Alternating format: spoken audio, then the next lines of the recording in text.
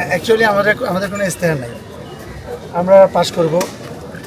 আমরা 573 জন ভোটার আছেন, তাদেরকে নিয়ে বসবো। তাদের যেটা প্ল্যান হবে, যেটা তারা পরিকল্পনা করবে, ওটাই আমাদের ইশতেহার। ওটা আমরা আমাদের 21 জন মিলে 21 জনের কমিটি 573 জনকে নিয়ে একসাথে আমরা একসঙ্গে হাঁটবো পথে। অ্যাকচুয়ালি চলচ্চিত্রটা তো অনেক বড় অঙ্ক। শিল্পী সমিতি এখানে ক্ষুদ্র একটা জায়গা হিসাবে, কারণ আমাদের ফাদার অর্গানাইজেশন আছেন, প্রডিউসার অ্যাসোসিয়েশন আছেন, আমাদের ডিরেক্টর অ্যাসোসিয়েশন আছে। সো তারা সবাই মিলে একসাথেই আমরা কাজ করতে হবে। আমরা শুধু শিল্পী সমিতি কোনো কিছু করতে পারবো না। সবাই মিলে যদি একসঙ্গে কাজ করি, হয়তো বা ইন্ডাস্ট্রির জন্য ভালো কিছু করতে পারবো। সেটার জন্য নতুন নেতৃত্বের দরকার এবং সবার সঙ্গে বোঝাপড়াটা ভালো থাকতে হবে।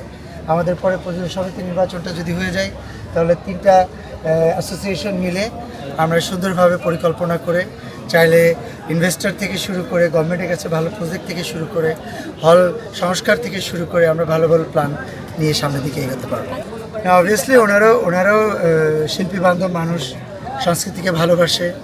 আমরা সব কিছু তো মানে গঠন করতে পারি নাই আসলে কীভাবে প্রেজেন্টেশনটা হতে পারে, কারণ আমাদের পরিচালক সমিতির পরেই তো আমাদের শিল্পী সমিতি নির্বাচন।